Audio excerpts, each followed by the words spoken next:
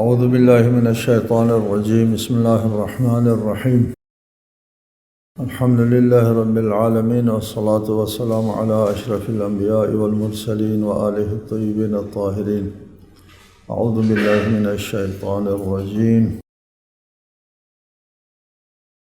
ویوم تقوم الساعة یقسم المجرمون ما لبثوا غیر ساعة کذلک کانوا یؤفکون وقال الذين أوتوا العلم والإيمان لقد لبثتم في كتاب الله إلى يوم البعث فهذا يوم البعث ولكنكم كنتم لا تعلمون۔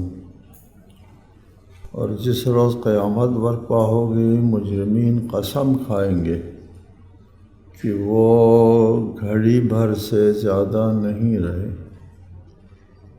وہ اسی طرح الٹے چلتے رہتے تھے، اور جنہیں علم اور ایمان دیا گیا تھا وہ کہیں گے نوشتہ خدا کے مطابق یقیناً تم قیامت تک رہے ہو اور یہی قیامت کا دن ہے، لیکن تم جانتے نہیں ہو۔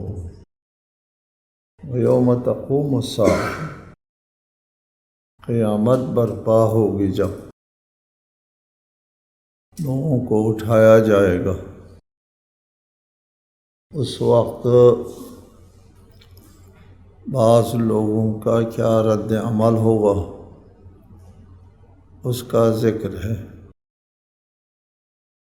کہ یہ غالباً برزخ کا ذکر ہے کہ وہ کہیں گے کہ بس ابھی ہم مرے تھے اور اس وقت ہم اٹھ گئے، ما لبث غیر ساعہ، وہ گھڑی بھر جو ہے وہ ٹھہرے ہیں برزخ میں موت کے بعد، اور ادھر موت آئی اور ادھر قیامت برپا ہو گئی، درمیان میں ایک گھڑی بھر کا وقفہ ہو گیا ہے۔ وہ یہ کہیں گے برزخ کی زندگی کتنی لمبی ہے اس کا ہم اندازہ نہیں لگا سکتے۔ مسئلہ یہ ہے کہ ہم اس دنیا سے جانے کے بعد عالم ارواح ہماری روح ہوگی، روح، اور کہتے ہیں کہ روح جسم سے نکلنے کے بعد ایک بدن مثالی میں ہوگی، ایک بدن میں ہوگی یہ روح بھی، لیکن وہ بدن مثالی ہے، قابل رؤیت نہیں ہے، اور اس قسم کے قالب میں ہوگی روح چونکہ مادی نہیں ہے، غیر مادی چیز زمانی نہیں ہوتی، اس وقت ہم کو سمجھ میں نہیں آتا، ہم لوگ زمانی ہے، ایک چیز جس کا کوئی زمانہ نہیں ہے ہم کو سمجھ میں نہیں آتا۔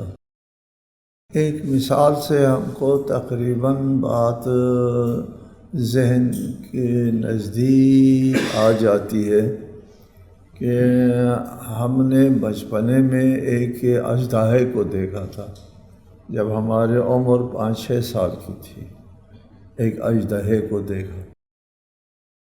وہ اژدہے کی شکل ابھی آپ کی عمر مثلاً 70-80 سال ہے، 70-80 سال میں اژدہے کی وہی شکل اور وہی طور و طریقہ جیسے آپ نے 5 سال کی عمر میں دیکھا تھا، وہی کماکان ذہن میں موجود ہے۔ وہ اژدہا گل گیا، سڑ گیا، وہ زمانی تھا، اژدہا جو باہر موجود ہے وہ زمانی تھا، گل گیا، سڑ گیا، ختم ہو گیا۔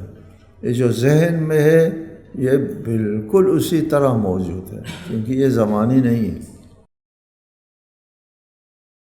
ذہنی چیزیں غیر مادی ہے۔ آپ ایک چیز کا مشاہدہ کرتے ہیں، ایک خوبصورت چیز کا مشاہدہ کرتے ہیں اور وہ آپ کے ذہن میں آتے ہیں، آنکھیں بند کر کے پھر آپ بتا سکتے ہیں وہ ایسا ہے، ایسا ہے۔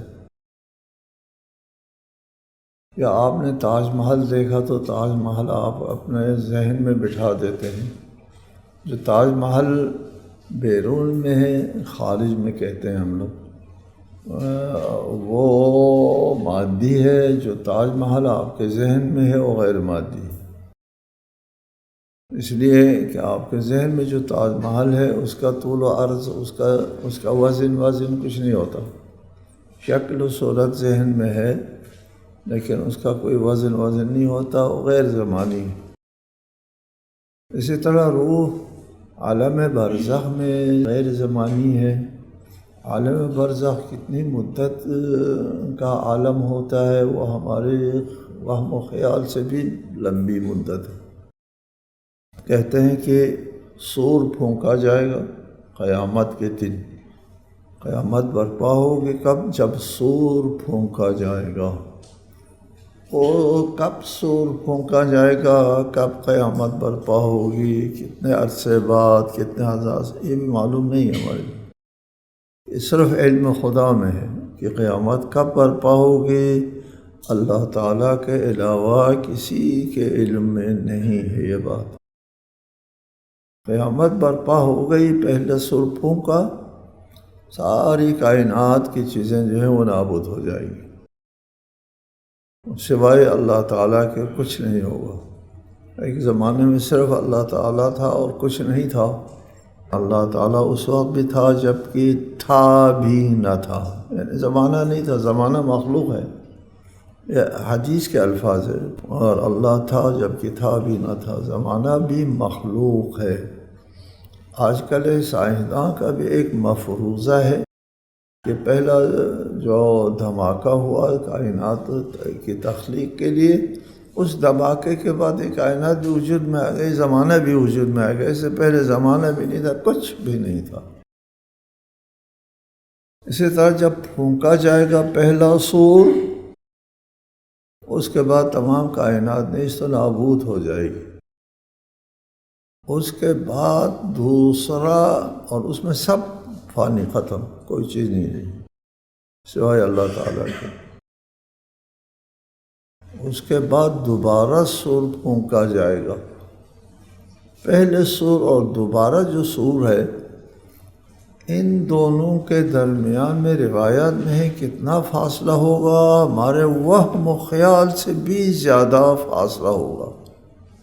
اس کے بعد دوسرا سور پھونکا جائے گا. دوسرا سور جب پھونکا جائے گا تو سب اٹھ جائیں گے. اور ان دو سور کے درمیان میں کیا وقفہ ہے، اس کا یہاں ذکر ہے. جب قیامت برپا ہوگی، لوگوں کی آنکھیں کھل جائیں گی کہ دوبارہ زندہ ہو گئے. یار ابھی ہم مر گئے تھے اور ابھی ادھر زندہ ہو گئے، درمیان میں کتنا وقفہ ہے. وہ کہیں گے ما لبثوا غیر ساعہ، گھڑی بھر. ابھی تھوڑی دیر بھی تو مر گیا تھا، تھوڑی دیر پہلے مر گیا تھا، ختم ہو گیا تھا، ابھی اٹھ گیا ہو. گھنٹہ بھر، ما لبثوا غیر ساعہ. یہاں پر ایک مسئلہ آتا ہے حیات برزخی کا، کہ مرنے کے بعد سے لے کر قیامت تک کے زمانے کو عالم برزخ کہتے ہیں. وَمِن وَرَائِهِمْ بَرْزَخٌ إِلَى يَوْمِ يُبْعَثُونَ. عالم برزخ کہتے ہیں. عالم برزخ نہ یہ زندگی ہے نہ آخرت کی زندگی ہے، درمیانہ کی ایک زندگی ہے، ایک وقفہ ہے، ایک فاصلہ ہے. اس فاصلے میں لوگ زندہ رہیں گے. حیات برزخی ہے نہیں ہے، ایک طویل و عریض بحث ہے. محققین کا کہنا یہ ہے کہ حیات برزخی سب کے لیے نہیں ہے. بڑے بڑے جو مقربین ہیں اللہ کے بارگاہ میں، جو مقرب بندے ہوتے ہیں، اچھے بندے ہوتے ہیں، ان کے لیے حیات برزخی ہے. وہ برزخی زندگی میں بھی ناز و نعمت کے اندر ہوں گے. یا بڑے بڑے جو کافر اور مجرمین ہیں، ان کے لیے بھی حیات برزخی ہے، وہ عذاب میں ہوں گے. یہ موقف ہے۔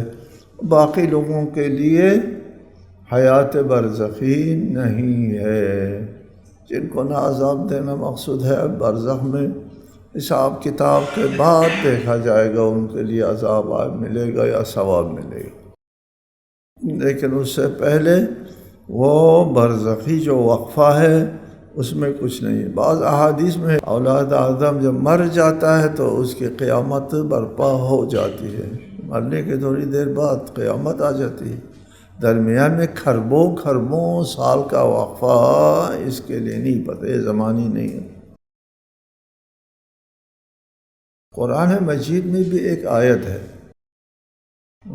سورہ یاسین میں، من بعثنا من مرقدنا، کس نے اٹھایا ہم کو ہمارے خوابگاہ سے۔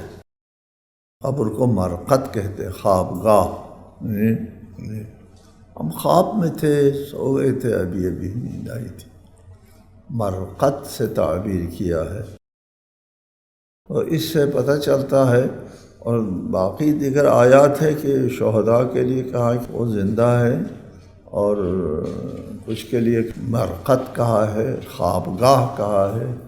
کچھ لوگ جو ہے وہ رزق پاتے ہیں، کچھ لوگوں کے لیے کہا مرقد ہے۔ قرآن کے مجموعی تعلیمات سے بھی یہی بات سامنے آتی ہے کہ شہداء کے لیے اور شہداء کے رتبے میں جو لوگ ہیں ان کے لیے حیات برزخی ہے، اور باقی لوگوں کے لیے حیات برزخی نہیں ہے۔ وہ قیامت کے دن جب اٹھا جائے گا، من بعثنا من مرقدنا، کس نے ہم کو ہماری خوابگاہ سے اٹھایا۔ اس آیت سے بھی یہی بات سامنے آتی ہے، ما لبثوا غیر ساعہ، وہ ایک گھڑی بھر سے زیادہ مرنے کے بعد برزخ میں نہیں گزارا۔ وقال الذین اوتوا العلم والایمان، جن کو علم دیا گیا ہے اور ایمان دیا گیا ہے، ان کو اندازہ ہوگا اس وقفے کا، اس وقفے کا اندازہ ہوگا۔ معلوم ہوتا ہے کہ وہ وہی لوگ ہیں جن کو حیات برزخی مل گئی، اوتوا العلم والایمان، جو علم اور ایمان کے منزل کے اوپر فائز ہیں، ان لوگوں کو اس حیات برزخی کی حقیقت کا علم ہے۔ باقی لوگوں کو کوئی پتہ نہیں کیا ہوا، درمیان میں کیا ہو گیا، مرقد کہہ دیا یا اس نے کہہ دیا کہ جب مر گیا تو قیامت برپا ہو گئی دوسری گھڑی میں۔ لیکن صاحبان علم و ایمان کو اس عرصے کا پتہ ہے، خواہ وہ زمانی ہو یا زمانی نہ ہو، لیکن عرصے کا پتہ ہے کہ وہ کہیں گے لقد لبثتم فی کتاب اللہ الی یوم البعث، تم اللہ تعالیٰ کی نوشتہ تقدیر میں، اللہ تعالیٰ کے جو نظام ہے، نوشتہ تقدیر ہے، کائنات کے جو مقدرات ہیں، اس کو لوح محفوظ بھی کہتے ہیں، لوح قلم بھی کہتے ہیں۔ فی کتاب اللہ، اللہ کے نوشتہ تقدیر میں، اللہ کے کائنات کے اندر تم الی یوم البعث، قیامت تک رہے ہو۔ جی، اس درمیانی وقفے کا علم صاحبان علم و ایمان کو ہوگا، کیونکہ ان کو حیات برزخی حاصل رہی ہوگی، اور ان کو پتہ چلا ہوگا کہ ہم کب مرے تھے، اور ابھی جب قیامت برپا ہو گئی ان دونوں کے درمیان میں کتنا وقفہ تھا، سب ان کو معلوم ہوگا۔ فہذا یوم البعث، یہ ہے قیامت کے دن آ گیا ہے، کیونکہ تم منکر تھے یا کیا تھا، وَلَٰكِنَّكُمْ كُنْتُمْ لَا تَعْلَمُونَ، تم کو اس چیز کا علم نہیں ہے۔ یہ صاحبان علم و ایمان، صاحبان علم و ایمان کو پتہ ہوگا حیات برزخی کا وقفہ کتنا ہوا اور اس کی حقیقت کیا ہے، اس کا ہمارے ائمہ علیہ السلام کے احادیث میں ہیں، روایات ہیں کہ تم اتنا عمل کرو کہ قیامت کے دن ہم تم کو پہچان سکے۔ اگر ہم نے تم کو پہچان لیا کہ ہمارے ماننے والے ہیں تو پھر ہم تمہاری شفاعت کر کے لے جائیں گے، کھینچ تان کے لے جائیں گے۔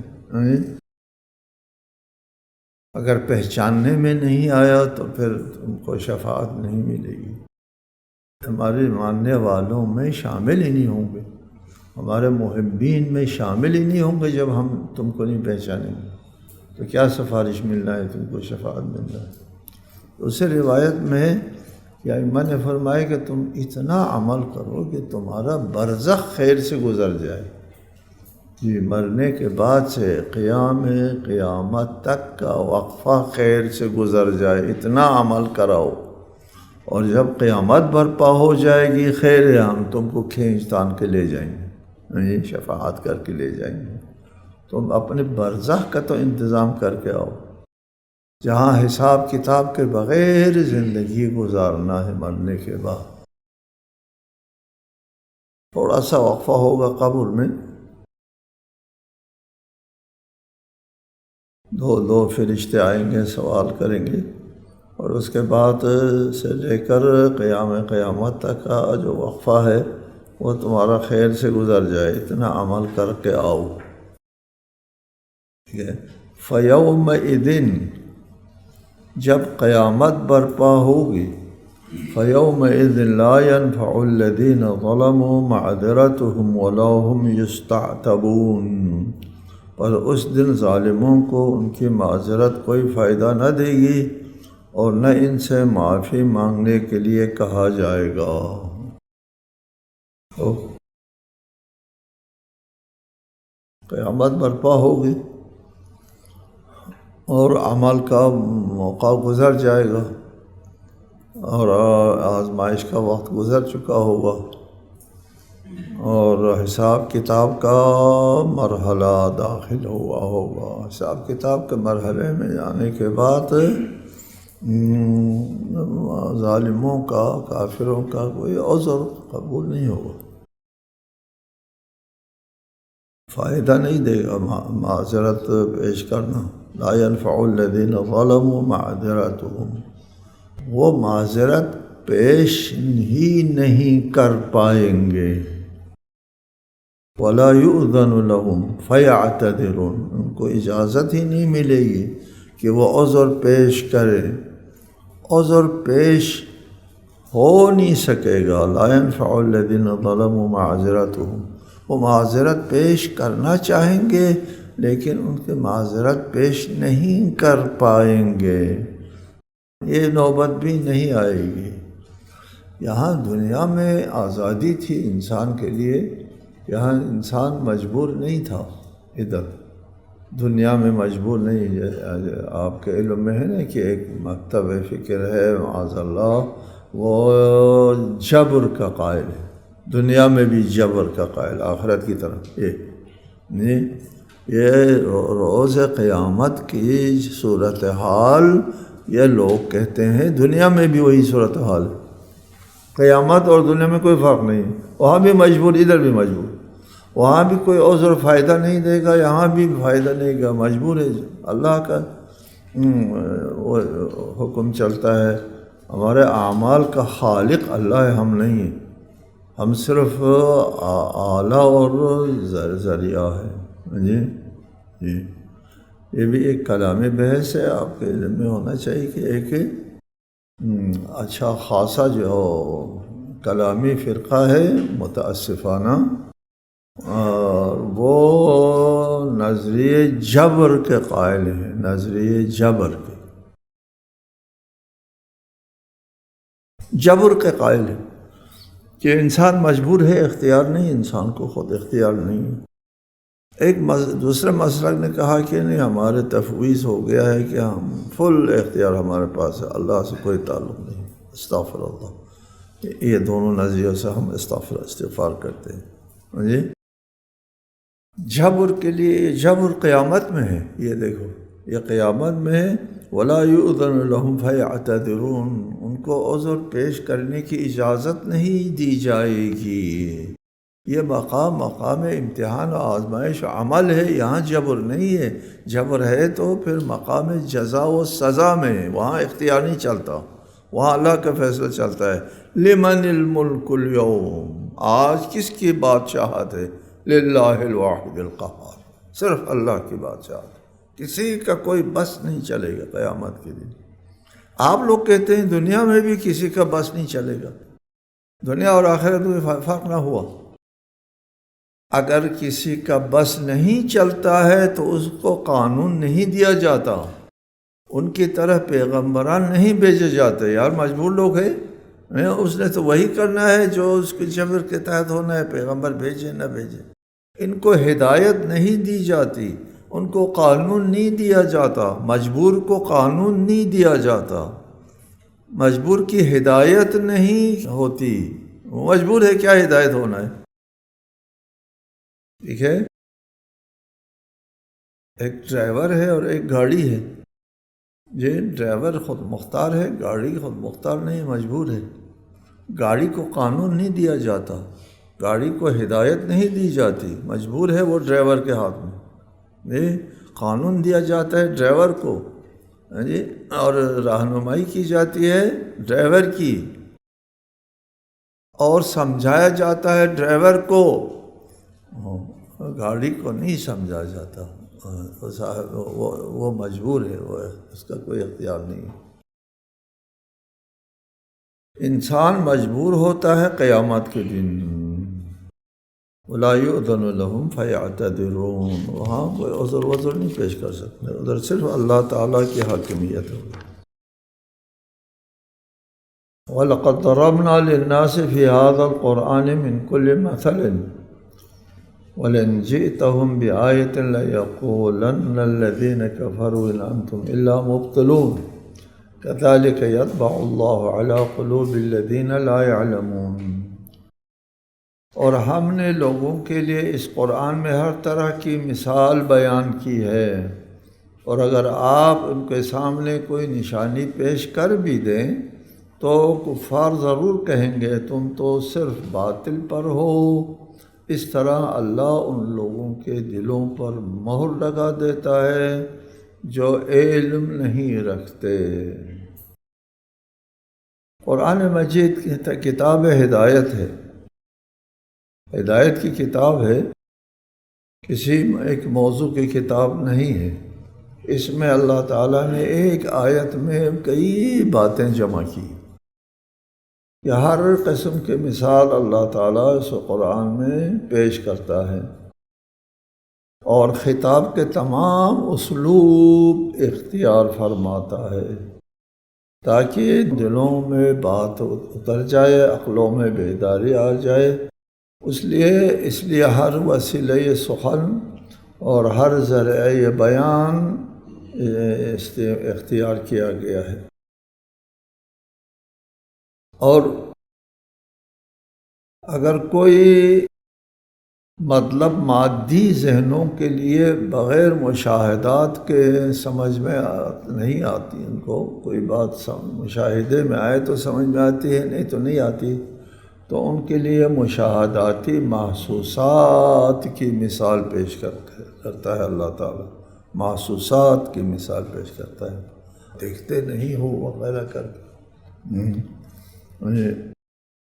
اور اگر کوئی بات مثال ملکوتی ہے تو ملکوت مشاہدے میں نہیں آتی، اس لیے اللہ تعالیٰ اس کے لیے مشاہداتی اور محسوساتی مثالیں پیش کرتا ہے، اور پھر اس کے ذہنی سطح کے برابر جو ہے اس مطلب کو لے آتا ہے اور پھر پیش کرتا ہے۔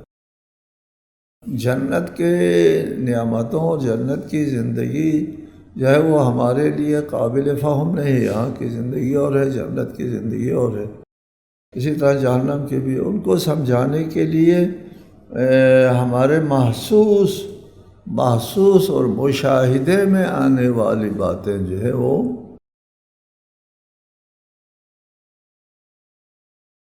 قرآن میں صرف یہ کہا ہے کہ جو تمہاری آنکھوں کو لذت حاصل ہوتی ہے اور تمہارے نفسوں میں جو خواہشات ہے وہ سب جنت میں موجود ہے، اور تمہاری آنکھوں کو جمالیاتی جو ذوق ہے تمہارے وہ تم کو ملے گی۔ اعین و انفس ایک جامع بات کر دی ہے وہ جنت کی زندگی کو سمجھانے کے لیے، ورنہ ہمارے لیے قابل فہم نہیں ہے۔ ایک مثال ہے کہ ایک خاتون ہے، کسی پہاڑی علاقے میں رہتی ہے، اس نے تمدن نہیں دیکھا، کسی شہر میں نہیں اتری، وہ اس کا بیٹا آتا ہے، تعلیم حاصل کرتا ہے، اور پھر اس نے کمپیوٹر سیکھا، کمپیوٹر میں اس نے وہ کیا ڈگری وگری لے لی۔ کسی نے کہا اماں جی آپ کے بیٹے نے کمپیوٹر سیکھا ہے، تو بیٹا وہ کمپیوٹر کیا ہوتا ہے، کیسے سمجھائیں اس بوڑھی کو کمپیوٹر کیا ہوتا ہے، کس طرح سمجھائیں گے؟ کوشش کریں گے اس کی محسوسات میں جو باتیں ہیں اس کے ذریعے اس کو سمجھانے کی کوشش کی جائے گی جی، اگر ممکن ہو، ورنہ ممکن ہے اس کے لیے وہ کمپیوٹر سمجھ لے۔ ہماری دنیا یہی طرح ہے، کائنات اسی طرح کے ہے کہ اللہ تعالیٰ کائنات کو ہم سمجھانے کے لیے مثالیں پیش فرماتا ہے، مثالیں پیش کرتا ہے۔ خود براہ راست اس چیز کو سمجھانا جو ہے وہ ہمارے ذہن میں قابلیت نہیں ہے، استعداد نہیں ہے، سمجھ نہیں سکتے ہم۔ اس لیے اللہ تعالیٰ نے مطالب کو بیان کرنے کے لیے مثالوں سے کام لیا ہے، لیکن جن کے دلوں میں مہر لگی ہوئی ہے وہ پھر بھی نہیں سمجھ جائیں گے۔ یہاں پر سورہ الروم ختم ہو گیا۔ فاصبر ان وعد اللہ حق ولا یستخفنک الذین لا یوقنون۔ پس اے نبی آپ صبر کریں، یقیناً اللہ کا وعدہ سچا ہے، اور جو لوگ یقین نہیں رکھتے وہ آپ کو سبق نہ پائیں کہ ایسا وقت نہ آئے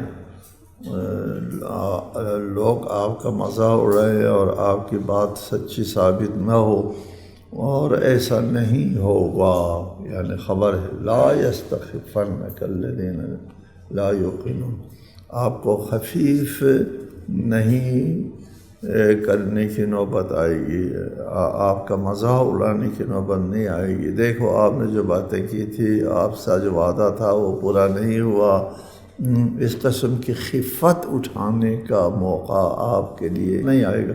اللہ تعالیٰ جو ہے یہ اپنے رسول کو خوشخبری دے رہا ہے۔ السلام علیکم ورحمۃ اللہ وبرکاتہ۔